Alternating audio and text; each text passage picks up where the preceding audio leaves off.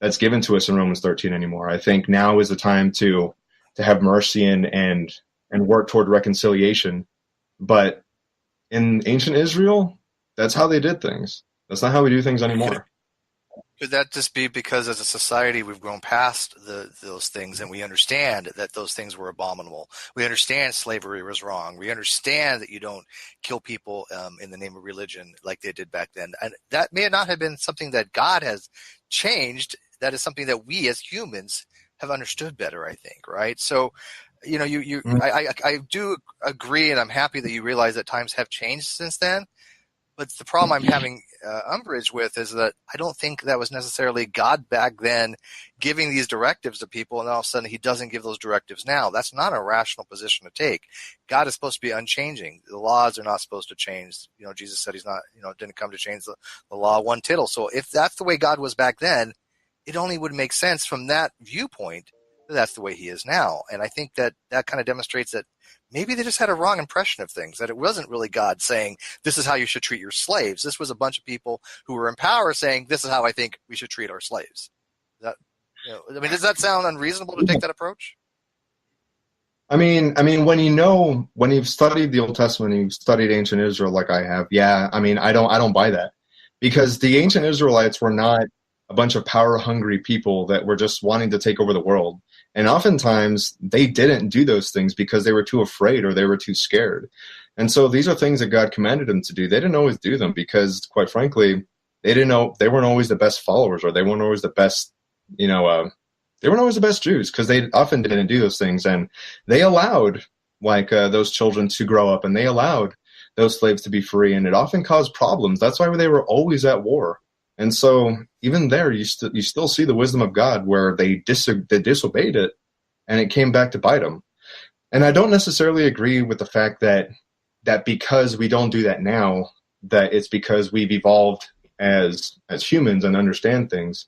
I just believe that we're in a very different situation in the church age where we're not a theocracy anymore.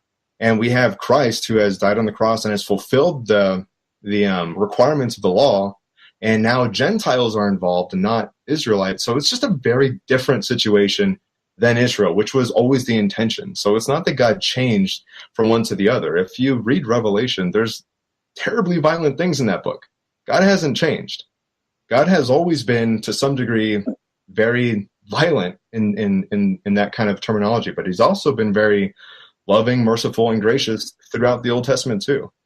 I just don't buy that argument that God has changed.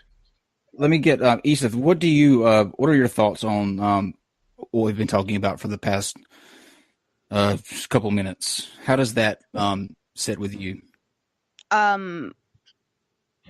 Well, I could not differentiate between what he said and what a person named Muhammad from a very heavy Sunni sect would say. I could not necessarily differentiate much, because on one side he says what God decides is what God decides. It's, the law, the rule, whatever, right?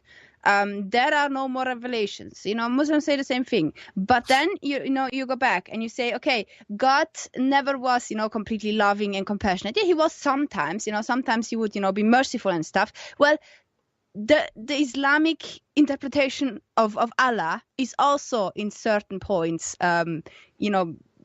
merciful in a sense, but that alone doesn't change the fact that if you say that God is perfectly capable of, just like wiping out humanity at one point because he's just sick of it and stuff, we would not consider this just at this point. And so how can we now sit here and assume, God is just, because that is where it started off from. You kind of had this way of expressing this God, this just God here and this just God there, and I just cannot see it. When you look at the Bible, there is not much of a just God. There is just the God who wanted what he wanted, but that is not necessarily just. That is not what most people would consider just.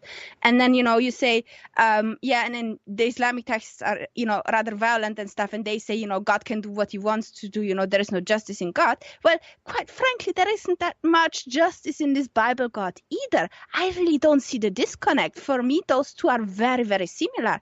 I have a very hard time to find the justice of God there, and you guys went a bit off on a tangent there, but that's just in the back of my mind. I seriously can't find the difference too much of these two gods. Tangents are our thing. That's kind of what we're True. for. Yeah, and Go ahead, Eric. I'll concede that on a very surface level, I see what you're saying, and I can agree with it to some degree. If we were to delve deeper into both religions, I think that there would be a bit of a different posture. I didn't come here prepared to talk about Islam. I haven't studied it in quite a few years. But Sure. yeah, I mean, on the surface level, I can see some of your points. But still, if we were to delve really deep into those things, I think that there would be a very different conversation happening. And I'm just not prepared at this point to talk about the differences between Islam and Christianity.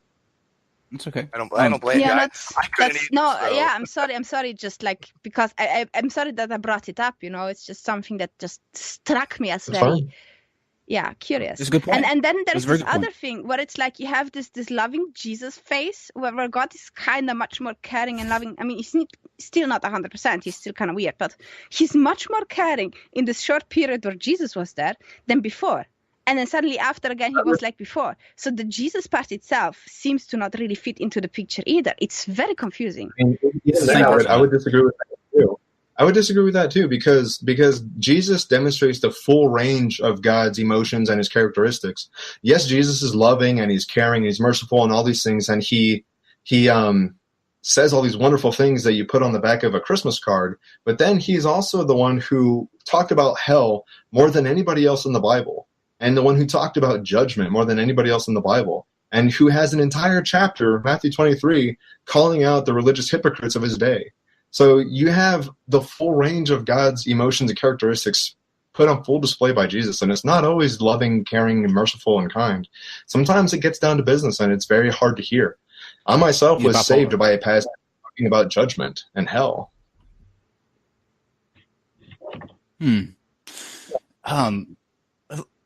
Iseth, let's do this. What's your thoughts, and we'll go to Eric next, but what are your thoughts on let's say the Noah story? Because you said that God could or was capable of wiping out humanity at any second. And so he actually did that. He did that in yes, we know that. We know that.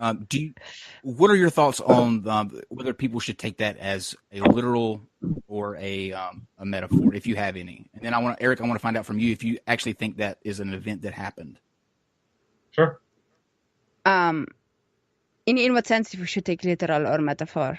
Like I wouldn't I would not consider it a proper, this is not how reality happens. So I would not take it as literal at any point, obviously. If people take it as literal, I would say they're wrong because it didn't happen this way. And there are a certain amount of implications that are for example, I go again about Islam, I'm so sorry, but in Islam you have this thing where you have constantly cousins being married to cousins because, it's closer to family. And, if you go back to Noah's Ark, they have the source inside of the Noah's Ark where it's you have this little family and they just all married together. Same with Adam and Eve, all married together in this little tiny family, and then that's how you spread. Biologically seen, that is a huge mess. You pass on genetical, diseases very, very easily. And that is also the main reason you had huge issues with the nobility in Europe, where they just kept on passing on sicknesses. I don't know how you say it in English, but the bleeding sickness was detrimental to the royals in what nowadays is Germany and in Habsburg places, So, sure. These kind of things, first of all, they have impact. And secondly, it's very hard for me to imagine that people would actually, be fine with that for such a long time. It's not realistic to me. None at all. I should have asked this. I should have asked this first. This is what I meant by asking you, Iseth. Was there ever a time that you were a believer, that you actually held to some sort of faith? Yeah. No, I was raised Catholic. I had it at school and everything. So when I was reading the Bible, because we were, supposed to read the Bible, which was a pain, by the way, because I had to read it in Italian, and my Italian was horrible at that time. The thing that struck me about this whole story was that I was just sitting there thinking, oh my God, God is a creep. And that was when I started being like, while I was a believer, when I changed, like when I dropped my faith, everything dropped. But when I was a believer, I always tried to secretly be buddy-buddy with the devil because I was scared shitless of God. Oh God. Well, he is the one that told people to eat of the wisdom, right? I mean, he was looking out for us in that sense. So yeah, but like wisdom, like think about it. You know, wisdom is something that is nice. Wisdom is something that is cool. With wisdom, we can build a lot of things. Wisdom is something that helps us to improve ourselves. You know, but then God kept it away from us. And then we have the devil coming here and being like, look, just try it. Jesus, sorry, I should stop. I'm so sorry. It's a good point, though. But I know it's not the point of the story. Yeah, we're just tongue in cheek. Go ahead, Eric. And how do you take the story of Noah's Ark? Oh gosh, I think some of you know how I take it, and I think it's a very popular thing to bring up on this show because it's very much ridiculed, and I understand that. So I don't care. You know, it's hold on, Eric. We're not ridiculing you. We have not ridiculed you this entire time. We're just wanting to understand. I do that all the time with Eric, though. I ridicule him like every time I have a chance. I'm kidding. No, Steve, you're cool. Jack, you're cool. Like you guys are very respectful, and I appreciate that. Thank you. But yeah, Jack is way cool. I gotta admit, Jack is really, really cool, aren't you, Jack? But I have seen other episodes, he's not here very often. And oftentimes it can get very vicious and volatile. And so I will say that my position is a very unpopular one. I'm not prepared to defend it right now, and I discussed with Steve privately at one point that I'm starting to embrace other options. I'm not fully committed to anyone yet, but my opinion right now, as it stands, is that the story of Noah is literal, and whether or not there is proof or evidence for that, I think that we have just not found it, or we are just still searching. It's a passage or a story in the Bible that, again, it seems like it's intended to be taken literally.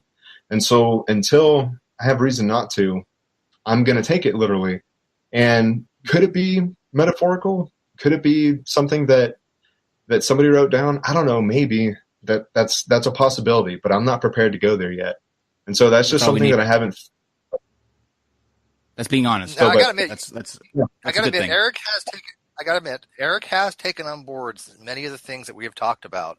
He actually, in private and public, is willing to address the issues and not just going to shut people down. He actually will entertain. Now, I don't think he's come to the correct conclusions yet, but to say that he's not actually listened and not actually, been open to people's criticisms and their arguments would be disingenuous to him. In fact, that's one of the reasons I actually like Eric a lot, because he's one of the young earth creationists that I find to be somebody who has the virtue of open-mindedness, and that's something you don't find very often in young earth creationists. So I got to give somebody props for that. I honestly do. We're hitting the 90-minute mark. So this is a time when we switch over to super chats and let the audience ask any questions. But for what I would hope is that you revisit the talk about God being the end all about morality, because being okay with some of the murder instances, that to me is more it's more perplexing than the young earth creationist, when you're okay with that. So that would just be, but I'm glad that you're open-minded. I mean, that at least says something. It's a start, right? I mean, yeah. Okay. So what we'll do is, if you guys have any questions for either Iseth or Eric, you can put them in the live chat, and Steve will read the super chats, and then we'll let you guys make any last-minute comments, thoughts, plugs, shields, whatever you want to throw out there, and then we'll close out. So, Steve. All right.